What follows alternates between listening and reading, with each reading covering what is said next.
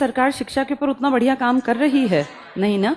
हम सब देखते हैं शिक्षा के नाम पे दो चीजें इस देश में चलती हैं, या तो गवर्नमेंट स्कूल्स या फिर प्राइवेट स्कूल्स।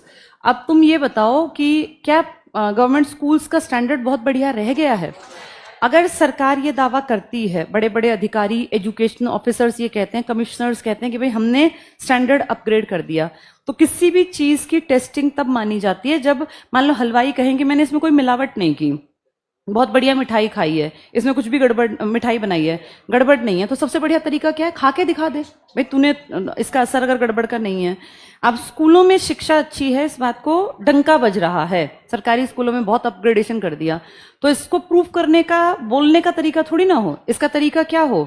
पढ़ाएं, 1-2 साल पढ़ा के दिखाओ कि देखो हमारे बच्चे पढ़ पढ़ के कितना बढ़िया स्कोर कर गए। जिन लोगों के कंधों पे जिम्मेदारी है उनके बच्चे तो इंटरनेशनल बोर्ड से पढ़ रहे हैं, जिनकी साल की फीस 18 लाख, 20 लाख, 25 लाख, विदेशों में पढ़ रहे हैं। किसी का बेटा लंदन में पढ़ रहा है, किसी की बेटी जो है फ्रांस में पढ़ रही है। तो फिर वो ये जो दावे हैं कि हमने अपग्रेडेशन कर दिया, आप बिल्कुल फ्री होके पढ़िए, अपने बच्चों को पढ़ाइए, अब इनको हम तब मानेंगे कि ठीक है जब हम देखें कि उनसे जुड़ी संस्था से जुड़े लोगों के बच्चे भी यहाँ पढ़ के जिंदगी में कुछ अचीव कर रहे हैं। तो ऐसा तो हमें दिखने में नहीं आता। अब बात करें, इसका मतलब इसका स्टैंडर्ड कहीं ना कहीं लो है, तभी लोग अपने बच्चों को विदेश भेज रहे हैं, वरना यहाँ पढ़ाते। और यहाँ पढ़ा रहे हैं तो भी महंगे स्कूल्स में पढ़ा रहे हैं। ऐसे कितने कमिश्नर्स हैं या एजुकेशन ऑफिसर्स हैं या जो डीईओ हैं, डिस्ट्रिक्ट लेवल पे काम करते हैं, या बीईओ हैं, जिनके बच्चे सच में सरकारी स्कूल में पढ़ते हैं, रोज देखे हों आते जाते। नाम तो बेटा कोई कहीं चलवा सकता है, लेकिन क्या वो बच्चे दिखते हैं कि हाँ भाई एजुकेशन ऑफिसर के बच्चे भी यहाँ पढ़ते हैं और इनका बहुत बढ़िया स्टैंडर्ड है स्कूल का? कहीं नहीं मिलेंगे तुम्हें। बात करें प्राइवेट स्कूल की, क्योंकि शिक्षा तो बेसिक नीड में आ गया, प्राइवेट स्कूल की सबसे बड़ी दिक्कत क्या है? जो नामी गिरामे हैं उनकी फी अफोर्डेबल नहीं है। हर साल मार्च अप्रैल में तुम देखते हो ना, फीस के ऊपर पेरेंट्स की भी वीडियोस आती हैं, भाई फीस इतनी ज्यादा है, यूनिफॉर्म एक ही जगह से लेनी है, किताबें बस वही लेनी है जो प्राइवेट पब्लिशर की स्कूल ने कह दी। और कई पेरेंट्स नहीं कि 7,000 की किताबें आ गई जी PP1 की, 10,000 की किताबें हो गई, यूनिफॉर्म 5,000 की है। जैसे इनमें से एक चुनना है कंपलसरी, क्योंकि दो ही साधन है, या तो सरकारी या तो प्राइवेट। अब किसी भी 20,000, 15,000, 18,000, 22,000 कमाने वाले के लिए क्या ये स्कूल अफोर्ड करना पॉसिबल है? नहीं है। कैसे जाएगा बेटा उसका बच्चा, जिसकी फीस ही 5-7 हजार पड़ती है, सबसे कम फीस। अगर तुम किसी भी स्कूल की पता करोगे ना, ट्रांसपोर्टेशन ऑफिस सबसे खराब जो लेता होगा वो भी 5,000 के लपेटे में पहुंचेगा, क्योंकि 3-3.5 हजार से कम तो फीस नहीं हो सकती, वरना बेटा खर्चे नहीं चलेंगे। और फिर आने जाने की अगर एक वैन बंधवाओगे, सबसे सस्ता किराया भी 1200-1500। वैन वाले की गलती मत मानना, उसको भी अपना घर चलाना है, वो बेचारा रोज पेट्रोल या CNG का खर्चा कहां से देगा। मैं किसी एक को गलत नहीं कह रही हूं, मैं आपको सिस्टम के बारे में बता रही हूं कि कैसे गड़बड़, कैसे आदमी पिसता है। किसी की तनख्वाह अगर 20,000 या 22,000 रुपए है एक आदमी की, और 2 उसके बच्चे हैं, किराए पे वो आ गया, गांव में सुविधाएं नहीं थी, बच्चे को पढ़ाने के लिए शहर आना पड़ा।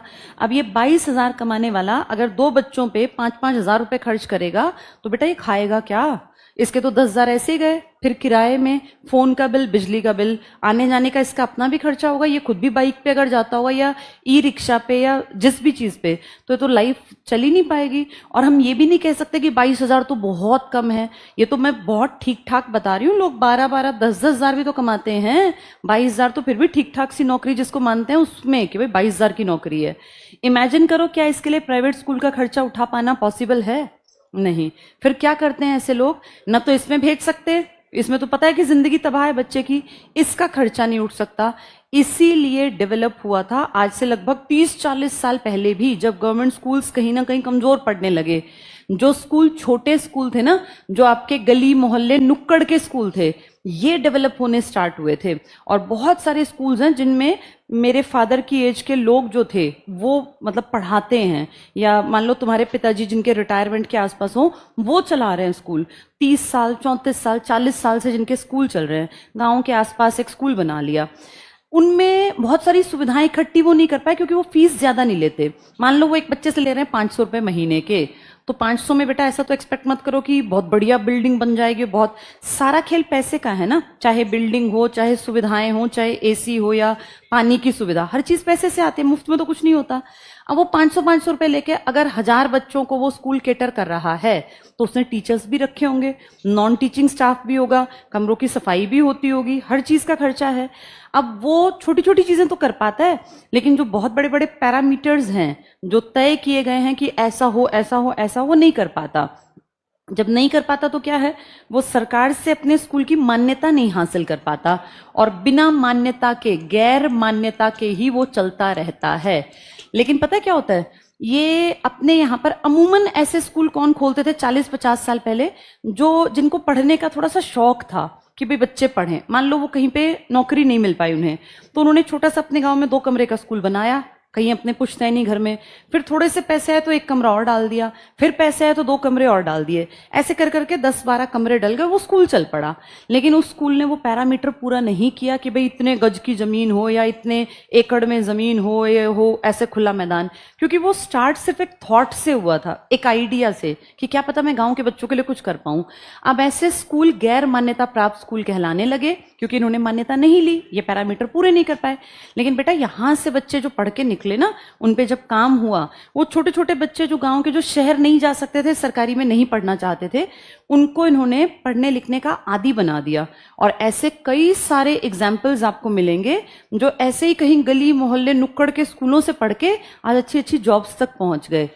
इन लोगों ने काम तो किया, पर ये सरकार के वो पैरामीटर पूरे नहीं कर पाए थे। अब जैसे इनके ऊपर तो सरकार हर साल गाज गिराने की कोशिश करती है, ये कह के कि गैर मान्यता प्राप्त स्कूल बंद कर दो।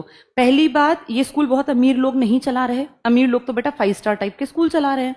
दूसरी बात, ये जिन लोगों को पढ़ाते हैं ना, वो लोग हैं जिनकी तनख्वाह छोटी है और जो प्राइवेट का खर्चा अफोर्ड नहीं कर सकता, सरकारी में वो अपने बच्चे को भेज के अपना भविष्य खराब नहीं करना चाहता। यानी एक बीच का रास्ता था। सरकार इनके तो खिलाफ आ गई, अच्छी बात है, चलो कोई नहीं, क्या पता सरकार स्टैंडर्ड अपग्रेड करती हो सब चीजों का। लेकिन एक क्वेश्चन मार्क ये है कि इन स्कूलों के आसपास क्या सब नहीं जानते कि नशा बिकता है? सबको पता है ना, हर स्कूल के आसपास नशे की, कुछ 100 मीटर में नशे बिक रहे हैं, खुलेआम बिक रहे हैं। तुमने कब सरकार को देखा कि सरकार एक्शन मोड में काम करती हो कि किसी भी यूनिवर्सिटी के पास, स्कूल कॉलेज के पास नशा नहीं बिकेगा और नशा बेचने वालों को पकड़ती हो?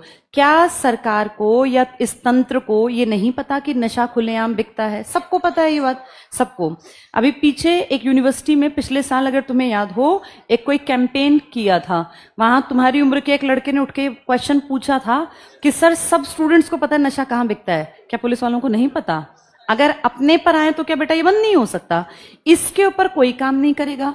लेकिन जो शिक्षा बांट रहे हैं उनके ऊपर शिकंजा हर साल कसा जाता है। जैसे अच्छे काम करने चाहिए, सरकार को सारी चीजें ट्रैक पर लानी चाहिए, पर मुझे ऐसा लगता है कि पहले गंदगी को निकालना चाहिए, उसके बाद सफाई अपने आप आगे बढ़ेगी। जिन चीजों पे क्विक एक्शन लेना है उन पे कोई एक्शन नहीं, और जिन चीजों से थोड़ा थोड़ा भला हो रहा है उन पे सरकार की पूरी नजर है। अब ये बात क्यों जोड़ी? क्योंकि शिक्षा मौलिक अधिकारों का पार्ट है। शिक्षा मौलिक अधिकारों में आती है तो फिर वही 2 ही ऑप्शन बच गए, या तो सरकारी स्कूल में जाओ या प्राइवेट में। प्राइवेट तो भैया इतना पैसा खर्च करवाएंगे, और उनकी जरूरत है बेटा, इतनी बड़ी 5 स्टार बिल्डिंग है, अगलों को उस पर खर्चा करना है तो वो कहां से, अपनी जेब से थोड़ी देंगे, वो तो बच्चे की फीस से ही निकालेंगे। अब कुछ लोग कहते हैं कि एक कॉन्सेप्ट आया था कि जिसमें बच्चे को, वो गरीब बच्चों का भी एक प्रतिशतता तगड़े स्कूलों को पढ़ानी थी। मैं तुम्हें बता दूं बेटा, हाँ, ऐसे किसी बच्चे से पूछ के देखना जो पढ़ते हों, वो बच्चे जो होते हैं ना, जो इकोनॉमिकली वीकर सेक्शन के होते हैं, ये रियलिटी है। मेरी बेटी स्कूल में पढ़ती है, मैंने उससे बहुत अच्छी तरह बात की, वो बताती है कि मम्मा ऐसे बच्चों को ना बच्चे थोड़ा कट ऑफ रखते हैं, उनके साथ सब बच्चे उठते बैठते नहीं है बेटा। तुम्हें ये लगता हो कि सब उनके जैसे होते, नहीं होते, वो जाके उस क्राउड के साथ कभी भी कोप अप नहीं कर पाते। अब क्लास के 35 बच्चे हैं, इनमें से मान लो 5 बच्चे सोशली इकोनॉमिकली वीकर सेक्शन के हैं, 30 बच्चे वो हैं जिनके पिताजी की महीने की तनख्वाह 1.5 लाख 2 लाख, कहीं डीपीएस में पढ़ते हैं, या जिनकी माँ भी वर्किंग है, लाख रुपए माल लाती है, उसका भी अच्छा जॉब प्रोफाइल है, पिताजी का बिजनेस है, कहीं बढ़िया कामकाज है, 2.5-3 लाख महीने के घर में आने ही आने हैं। उनके साथ आपने ये 5 बच्चे एडजस्ट तो करा दिए, किसी के पिताजी मजदूरी करते हैं, कोई रेहड़ी लगाते हैं। पर बेटा ये सिर्फ एडमिशन तक काम नहीं होता ना, उस क्लास में जब वो बच्चा रोज जाता है ना, और जब वो अपना लंच बॉक्स बाहर निकालता है तो उसको शर्म आती है, क्योंकि जिसके पिताजी रेहड़ी लगाते हैं वो रोज बहुत अच्छा खाना, सो कॉल्ड अच्छा खाना कैसे अफोर्ड करेंगे? वो तो बेचारा 2 रोटी या पराठे और एक अचार का पीस ले जाएगा। लेकिन जो दूसरे बच्चे हैं वो तो कभी कुछ लेके आ रहे हैं, कभी कुछ लेके आ रहे हैं, क्योंकि वो अफोर्ड कर सकते हैं। ये सिर्फ टिफिन तक भी सीमित नहीं है, ये उनकी यूनिफॉर्म में भी दिखेगा, क्योंकि जिस बच्चे के घर में 2.5-3 लाख का महीने का काम है, उसके तो कपड़े रोज धुलेंगे, बढ़िया प्रेस होगी उस पे। और जिसके पिताजी रेहड़ी लगाते हैं वो तो रोज कपड़े धोने के आदी ही नहीं है, उसके कपड़े महीने में 10 बार धुल जाएंगे, 3 दिन में 1 बार धुलेगा, उसके कपड़ों पे तो बढ़िया कोई प्रेस नहीं करेगा। तुम्हें लगता है वो बच्चे इक्वालिटी फील करते होंगे क्लास में? नहीं, ये फालतू की बात है बेटा। जो बच्चे झेल रहे हैं ना, नियम अच्छा बना दिया, सुन के हमें भी अच्छा लगा था, लेकिन जो बच्चे जी रहे हैं, झेल रहे हैं, उनसे पूछ के देखें कि क्या उन 3-4-5 बच्चों के साथ बाकी 30 बच्चे कभी बैठ के खाना खाते हैं, या उनसे कभी बात करते हैं, या उनको कभी अपनी कॉपियां देते हैं काम करने के लिए? आप खुद जाके ऑब्जर्व करना, वो 4-5 बच्चे बिल्कुल अलग रहते हैं, उनका सिर्फ अपना एक ग्रुप है, क्योंकि वो हीनता फील करते हैं अपनी यूनिफॉर्म में, अपने उठने बैठने के तरीके में, अपनी जबान में। बच्चे कह देते हैं बच्चे मन के सच्चे। आजकल बेटा बच्चे भी बहुत तेज हैं, छोटे छोटे बच्चों को पता है कि इनसे बात करनी है, इनसे बात नहीं करनी। ये जो ट्रीटमेंट है ना, ये लॉन्ग रन में कहीं ना कहीं उनके अंदर हीनता की भावना लाएगा। तो सरकार जो स्टेप लेती है अच्छाई के लिए लेती है, नो डाउट, पर सरकार को उसको एनालाइज भी करना चाहिए टाइम टू टाइम कि हमारे इन स्टेप्स का कुछ फायदा भी हो रहा है। प्राइवेट स्कूलों को अफोर्ड करना बहुत मुश्किल है, इसमें कोई दो राय नहीं है। सरकारी का स्तर आप बढ़ा नहीं रहे हो, तो जो बीच का कमाने वाला आदमी है, जो 22,000, 25,000, 28,000 कमाता है, जिसके 2 बच्चे हैं, वो कहां जाए? अगर आप इन छोटे स्कूल्स को बंद करेंगे जो अनऑर्गेनाइज सेक्टर में चल रहे हैं, तो उस आदमी का तो बेचारे का मरना हो जाएगा, क्योंकि प्राइवेट में वो अफोर्ड नहीं कर सकता 2 बच्चे, सरकारी में भेज के उसकी आगे की जिंदगी तबाह है। तो इसका मतलब सरकार को इस पे कोई ना कोई स्टेप लेना चाहिए। और ये सिर्फ कागजों में ना हो कि हमने तो जी प्राइवेट स्कूलों के ऊपर लगाम कस दी, सबको पता है एज इट इज चल रहा है। एक रिपोर्ट में देख रही थी, द लल्लन टॉप की डीपीएस द्वारका की रिपोर्ट थी, उसमें माँ बाप 5-7 माँ बाप के इंटरव्यूज थे, वो तुम भी देखना। तो आजकल तो बेटा हर चीज प्लेटफॉर्म पे है, अब कोई किसी को पागल तो बना नहीं सकता। उन 4-5 माँ बाप ने पता है क्या कहा? उन्होंने कहा हम फीस दे देंगे, उनके बच्चे सोशली इकोनॉमिकली वीकर सेक्शन से जैसे भी रहे होंगे, तो उन्होंने कहा हम फीस दे देंगे, लेकिन हम वो फीस देंगे जो पहले से डिसाइडेड है। अब बढ़ गई होगी फीस, तो उनके बच्चों को पता है क्या करते थे? ये अब की घटना बता रही हूँ, 2025 के मार्च अप्रैल की, तुम भी देख लेना उसको। उनके बच्चों को ना सुबह वो आते, वहीं गेट पे पकड़ लेते, किसी बच्चे से हाय हेलो भी नहीं करना, उनको एस्कॉर्ट करके एक कोई गार्ड जो स्कूल का था, लाइब्रेरी में ले जाके बैठा देते, पूरे दिन उन बच्चों को क्लास में नहीं जाने देते जिसने फीस नहीं भरी, और वहीं बैठा के रखते। अब वो सारे अलग अलग क्लास के, कोई 3वीं का, 5वीं का, 8वीं का, 9वीं का, इस तरह से। फिर उनका सारे स्कूल का लंच टाइम एक होता, बच्चे बाहर जाते हैं, बातचीत करते हैं, उनका लंच ब्रेक अलग करते, उनकी पूरे दिन कोई क्लास ना लगती, उनका लंच ब्रेक अलग। यानी जब सारा स्कूल पढ़ रहा है तब उनका लंच ब्रेक कर रहे हैं। अब वो 7-8 बच्चे कहाँ जाएं, किसके साथ खेलें? उनकी किसी से बातचीत ना होने दें, उनको क्लास के व्हाट्सएप ग्रुप से निकाल दिया कि इनको पता ही ना चले होमवर्क क्या मिला। ये मैं अब 2025 की बातें बता रही हूँ, जब जागरूकता इतनी ज्यादा है। तो तुम जो ये सोच रहे हो ना अगर कि बराबरी आ गई है और वो बच्चे बराबर, कोई बराबरी ट्रीटमेंट नहीं है बेटा, बहुत बुरा हाल है। सोचो उन बच्चों को रोज कितना ह्यूमिलिएटेड फील होता होगा। 9वीं क्लास का एक लड़का जब रोज जा रहा है और उसकी क्लास की लाइन अलग है, वो अलग खड़ा है, फिर वो क्लास तो गई क्लासरूम में और वो चला गया लाइब्रेरी में, और उसको न वॉशरूम में उनसे बात करने की, वॉशरूम भी लेके जाते हैं अकेले कि किसी से बात ना करे। ये अब के आज 2025 जब हम इक्वालिटी की बातें करते हैं, बराबरी की बातें करते हैं, तब पेरेंट्स की आप बीती है और नेशनल लेवल के चैनल्स पर है। तो ये सरकार को समझना पड़ेगा कि भैया हर किसी के बस की प्राइवेट स्कूल्स की फी पूरी पे करना नहीं है। तो या तो सरकार गवर्नमेंट स्कूल्स के स्टैंडर्ड को अपग्रेड कर दे, कागजों में नहीं रियलिटी में। अगर करती है तो सरकार के लिए फिर कोई ऐसी वो होनी चाहिए कि भाई जितने लोग इस सिस्टम में हैं उनके बच्चे पढ़वा के दिखाओ ना कि हाँ हमने अपग्रेड कर दिया। टीचर्स भी कहें भाई हम बहुत अच्छा पढ़ाते हैं तो आपके बच्चे भी यहाँ पढ़ लें। अगर आप अच्छा नहीं पढ़ाते हैं तो कोई दिक्कत है, क्यों नहीं पढ़ाते हैं? भाई सिस्टम अलाउ नहीं करता, तो जो आपके ऊपर का सिस्टम है उसके बच्चों को कंपलसरी कर दो इसमें पढ़ना। अगर नहीं कर सकते तो क्यों फिर ढिंढोरा पीटते हो कि जो गैर मान्यता प्राप्त स्कूल हैं उनको बंद कर दो? कोई ऑप्शन तो रखो। क्या ये अनपढ़ रहेंगे? या तो सरकारी में जाएंगे या अनपढ़ रहेंगे। क्योंकि प्राइवेट की फीस तो अफोर्ड नहीं कर सकते।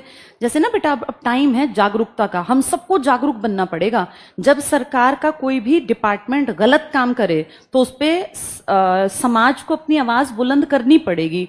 नहीं तो पता है क्या होगा, अमीरों के बच्चों को तो पढ़ने का बढ़िया हक मिलता रहेगा, उनको पढ़ने की बहुत जरूरत भी नहीं है, उनको सिर्फ पढ़ाई डिग्री के लिए चाहिए। जैसे वो था ना रणछोड़ दास कि मुझे तो बस डिग्री यहाँ टांगनी है, वही हाल है बेटा। जिसके पिताजी का बिजनेस चलता है, क्या ही फर्क पड़ता है कि वो ग्रेजुएशन करके आया है नहीं आया, वो तो फॉर्मेलिटी के लिए पढ़ता है, कल को रिश्ता होने में आसानी हो। जिसके पिताजी ने बड़ा शोरूम खोल के रखा हुआ है, किसी का बहुत तगड़ी कोई फैक्ट्री चलती है, वो क्यों पढ़े और ना भी पढ़े, पढ़े से फर्क नहीं पड़ता। लेकिन तुम अपने आप को देखना, अगर तुम्हें पढ़ाई बिल्कुल ही जीरो मिलती हो और या फिर बहुत महंगी हो, तो क्या तुम में से, या मैं अपने आप को देखूं, मैं तो बहुत लकी रही, हम केवीज में पढ़ गए। अगर मेरे फादर इसमें ना होते, फौज में, एयरफोर्स में, तो मैं भी अपने कजिन की तरह सरकारी स्कूल में पढ़ती। मेरे कजिन सब सरकारी में पढ़े, नहीं कर पाए ज्यादा बेहतर जिंदगी में, बहुत बेहतर नहीं कर पाए। कमाते तो सभी हैं बेटा, लेकिन एक होता है अच्छी जगह पहुंच के कमाना, और एक होता है भैया पूरी जिंदगी होता है ना गधे की तरह काम करते रहना। मुझे तो बहुत अच्छे स्कूल मिल गए, लेकिन सबको तो नहीं मिलते ना, नॉर्मल आदमी तो इसमें एडमिशन नहीं करा सकता। तो उनकी हेल्प करते हैं ये गली मोहल्ले नुक्कड़ के स्कूल, जो गांव के किसी एक आदमी ने स्टार्ट किया था, एक सपना देख के, फिर उसने थोड़े से बच्चों को पढ़ा के अच्छा रिजल्ट दिया। तो सरकार को या तो सरकारी स्कूल इतने अपग्रेड करने चाहिए कि सरकारी तंत्र के सब लोगों के बच्चे फिर उसमें पढ़ते हो रियलिटी में, और नहीं तो फिर सरकार को इस तरह की चीजों के ऊपर काम करना चाहिए कि इस तरह के जो स्कूल चल रहे हैं, जो अच्छा परफॉर्मेंस दे रहे हैं, उन्हें सरकार को आगे बढ़ाना चाहिए, ना कि उनको बंद करना चाहिए।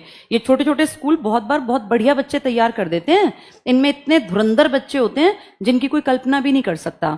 तो सरकार एक काम जरूर करे, और ये तब तक नहीं बनेंगी बातें जब तक ये उठेंगे नहीं। हम ये बात करते हैं ना, कोई भी कानून कब, पहले क्या होता है, हर चीज विचार, तो ये एक विचार है और सरकार तक पहुंचे।